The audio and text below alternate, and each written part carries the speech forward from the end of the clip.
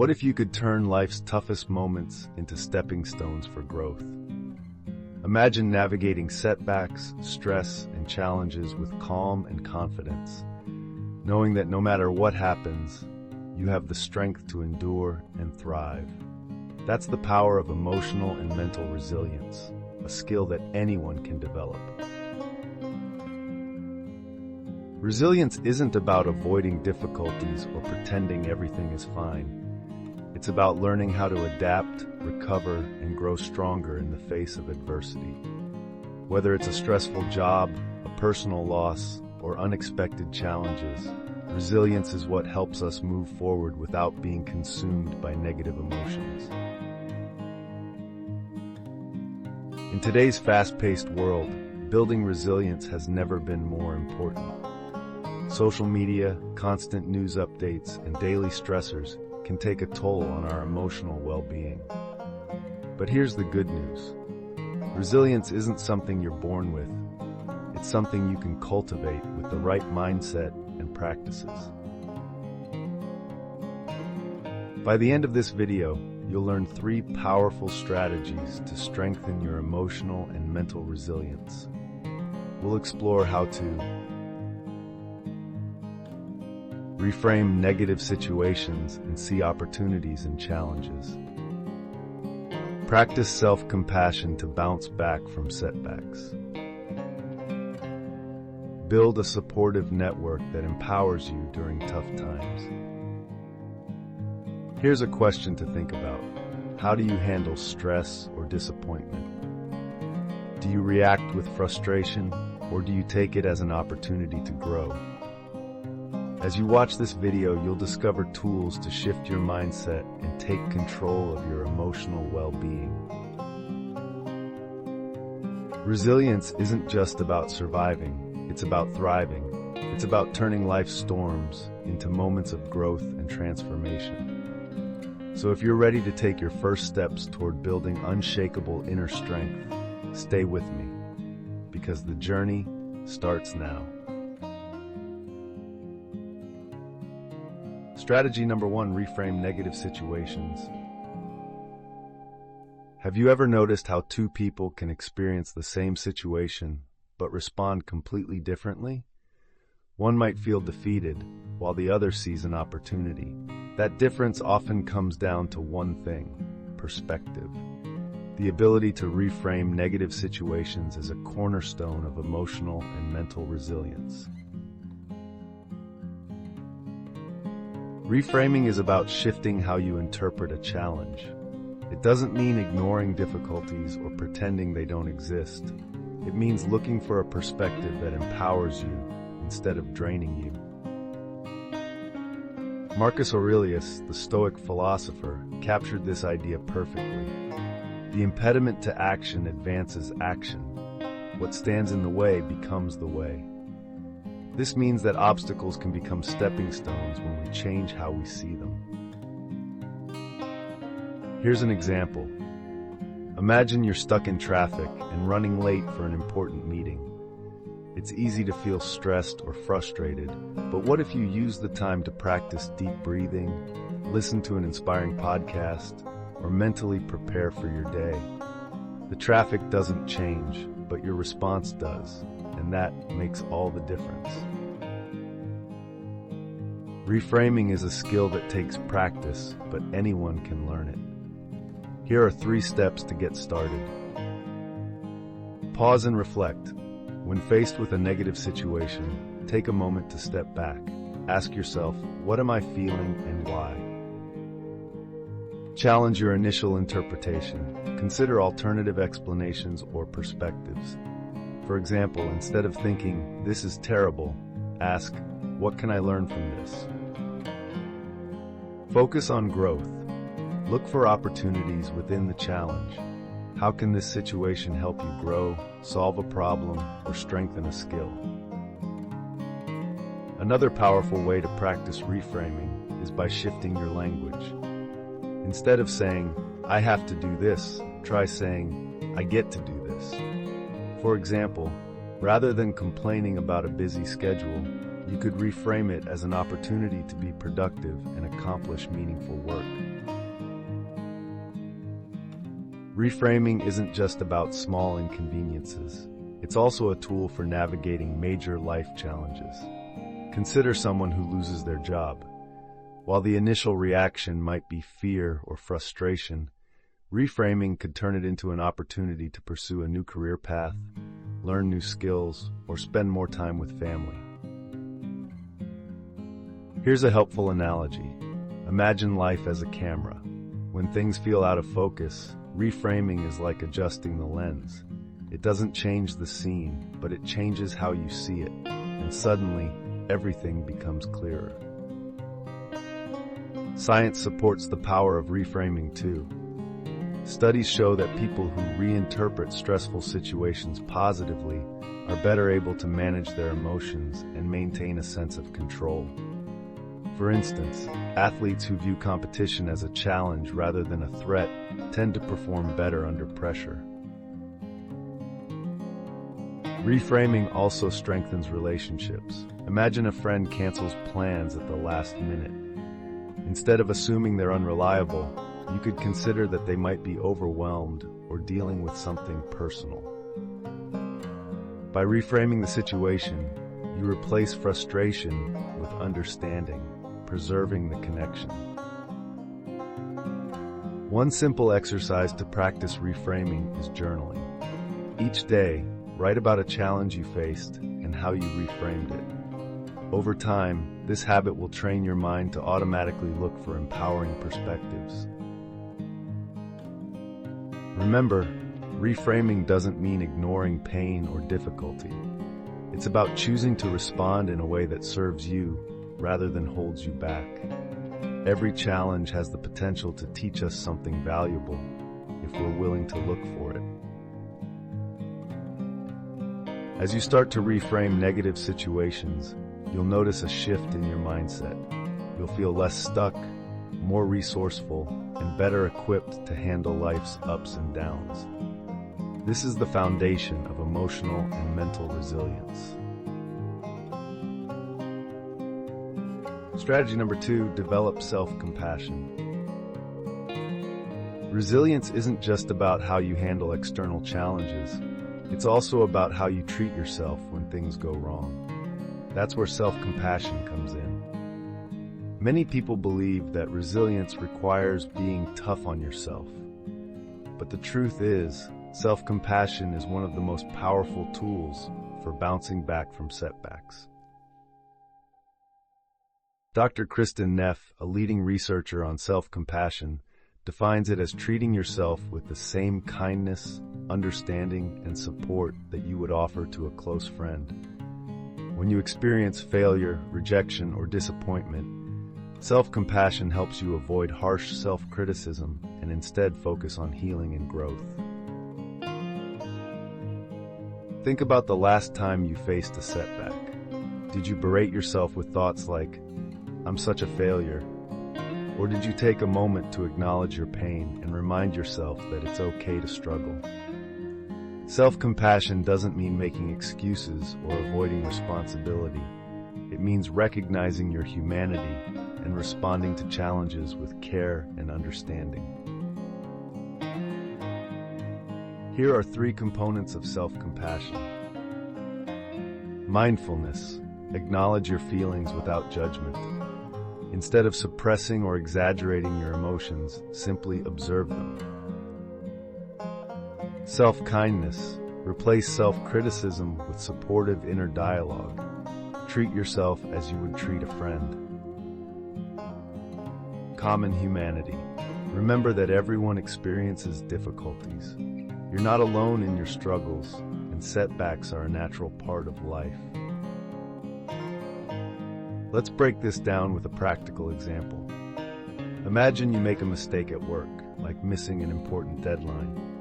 It's easy to spiral into self-criticism, telling yourself, "I'm so incompetent." But a self-compassionate response might look like this. Mindfulness. I feel frustrated and disappointed in myself right now. Self-kindness. It's okay to make mistakes. Nobody is perfect. Common humanity. I'm not the only one who has ever missed a deadline. This happens to everyone at some point. Self-compassion isn't just about feeling better, it also helps you do better. Research shows that people who practice self-compassion are more motivated to improve because they're not paralyzed by fear of failure. When you're kind to yourself, you create a safe space to learn, grow, and try again. Another way to cultivate self-compassion is through self-compassion journaling. Each evening, write about a challenge you faced and how you responded with kindness and understanding. Over time, this practice will rewire your inner dialogue, making self-compassion your default response. Affirmations are another powerful tool. Phrases like, "I am doing my best and that's enough," or "mistakes are opportunities to learn," can help you reframe negative self-talk and build a more supportive mindset.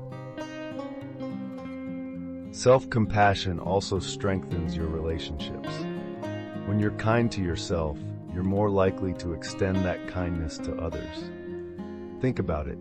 If you're constantly criticizing yourself, it's harder to approach others with patience and understanding. But when you practice self-compassion, you create a ripple effect of empathy and connection. In moments of intense stress, self-compassion can act as an emotional anchor. Try this exercise. Place your hand over your heart or give yourself a comforting hug. Take a deep breath and silently repeat a self-compassionate phrase, such as, "This is a difficult moment, but I will get through it." Remind yourself that you're not alone in your struggles. It's important to note that self-compassion isn't about avoiding accountability. It's about balancing accountability with kindness. Instead of saying, "I failed and I'm terrible," self-compassion says, "I made a mistake and I can learn from this." In a world that often equates self-worth with productivity or perfection, self-compassion is a radical act of resilience. It's a reminder that you are worthy of love and kindness, even when you fall short. By practicing self-compassion, you'll not only recover from setbacks more effectively, but also build the emotional strength to face life's challenges with grace. Strategy number 3, strengthen your support network. No matter how strong or independent you are, resilience isn't a solo journey. One of the most powerful tools for emotional and mental resilience is a strong support network. Humans are inherently social beings, and having people you can rely on is essential for navigating life's challenges. Marcus Aurelius wrote, "We are made for cooperation, like feet, like hands, like eyelids, like the rows of the upper and lower teeth." This simple truth reminds us that connection is part of our nature. When we surround ourselves with supportive people, we build a foundation of resilience that helps us bounce back from adversity. Think about the last time you faced a difficult situation. Did you reach out to a friend or family member for advice, or did you try to handle everything on your own? While it's important to cultivate inner strength, leaning on others during tough times can provide perspective, encouragement, and a sense of belonging. Building a strong support network starts with identifying who you can trust. These are the people who uplift you, listen without judgment, and genuinely want what's best for you. Here are a few ways to strengthen and nurture your connections. Invest time in relationships. Schedule regular check-ins with loved ones. Whether it's a quick phone call or a coffee date, consistent communication strengthens bonds. Be vulnerable. Sharing your struggles and emotions with others can deepen trust and create a space for mutual support. Show appreciation. Express gratitude for the people in your life. A simple thank you can go a long way in strengthening your relationships. Another way to enhance your support network is by seeking out communities with shared interests or goals. This could be joining a local club, attending workshops, or participating in online groups focused on personal growth. Being part of a community not only provides support, but also exposes you to new ideas and perspectives. Let's use an analogy. Imagine your resilience as a tree. Your support network is the root system, anchoring you in times of strong winds and storms. Without deep, healthy roots, even the strongest tree can topple. But with a robust support network, you'll stand firm no matter what life throws your way. It's also important to recognize the role of professional support. Therapists, counselors, and coaches can provide invaluable guidance and tools for building resilience. Seeking help isn't a sign of weakness. It's a proactive step toward growth and healing. One challenge many people face is the fear of being a burden. You might hesitate to reach out thinking, "I don't want to bother anyone with my problems." But the truth is, strong relationships are built on reciprocity. Just as you support others, they'll feel fulfilled by supporting you in return. Here's a practical exercise to strengthen your support network. Write down 3 people you can turn to for support. Reach out to one of them today, whether it's to catch up, ask for advice, or simply let them know you value their friendship. Make a commitment to nurture these relationships regularly. Resilience is also about being part of someone else's support network. When you show up for others, you create a positive feedback loop that strengthens both your connection and your emotional well-being. Acts of kindness, like listening without interrupting or offering to help with a task, can make a big difference. In today's digital age, it's easy to feel connected but remain isolated. Social media can create the illusion of closeness without true depth. That's why it's important to prioritize meaningful, face-to-face interactions whenever possible. Remember, resilience isn't just about bouncing back from setbacks, it's about thriving through connection. When you strengthen your support network, you create a safety net that empowers you to face challenges with confidence and courage. Building emotional and mental resilience is one of the most powerful investments you can make in yourself. Life will always have challenges, but resilience gives you the tools to face them with strength, grace, and clarity. Today, we've explored 3 key strategies to help you develop unshakable resilience. Reframe negative situations. Shift your perspective to find opportunities in challenges. Develop self-compassion. Treat yourself with kindness and understanding, especially during difficult times. Strengthen your support network. Surround yourself with people who uplift and empower you. Resilience isn't about never falling. It's about always getting back up, stronger and wiser than before. It's not about avoiding life's storms, but learning to navigate them with courage and purpose. As you move forward, I challenge you to choose one of these strategies to start practicing today. Small, consistent steps will create lasting change. Remember, resilience is a journey, and you have the power to shape your path. If this video inspired you, take a moment to like it and share your favorite strategy in the comments. And if you're ready for more tools and insights to empower your growth, hit the subscribe button. Together, we'll continue building a life of resilience and purpose.